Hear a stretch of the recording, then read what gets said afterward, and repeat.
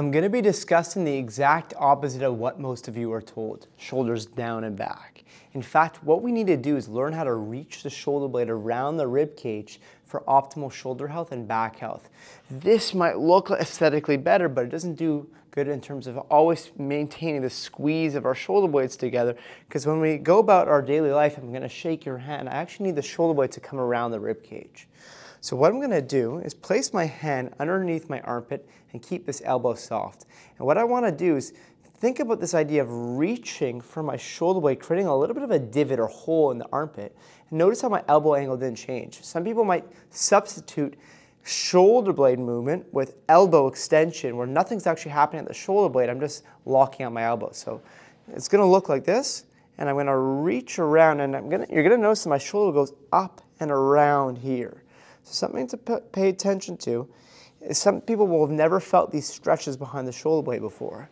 Now once we understand that concept, I could go and put my hand on the inside over here, and I'm thinking about this elbow going up towards the sky and in, and I'm going to wrap around here and really drive this elbow forward as I rotate my body. Now I'm going to get lots of stretching in my right shoulder blade, even into my armpit, and I could relax and do the other side. So I'm rolling the shoulder blade in, experiencing some new stretching.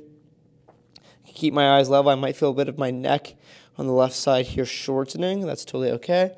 Or if I look away, nothing will happen, but I could also counter that movement. If it feels uncomfortable, you could just look down, or look away, sorry, or look down. Either way, we're here. Now, we should be able to carry this concept to other movements. For example, if I'm here, I should be able to reach for my shoulder blade, where the motion comes over here rather than me just moving side to side or just moving down my whole body. So when I do this, again, I'm creating that little divot in my armpit, divot in the armpit, so that when I reach my right hand down, I feel a stretch in the back of my shoulder blade, and I almost feel a little bit of ab crunching here. I keep my nose down, and I switch. So we could explore either this option or this or both, learning to get that shoulder blade around the rib cage, creating a big hole or space in that armpit to create new length at the back of the rib cage, and really exploring. So now you'll notice as I turn here, my head is going to go over this foot.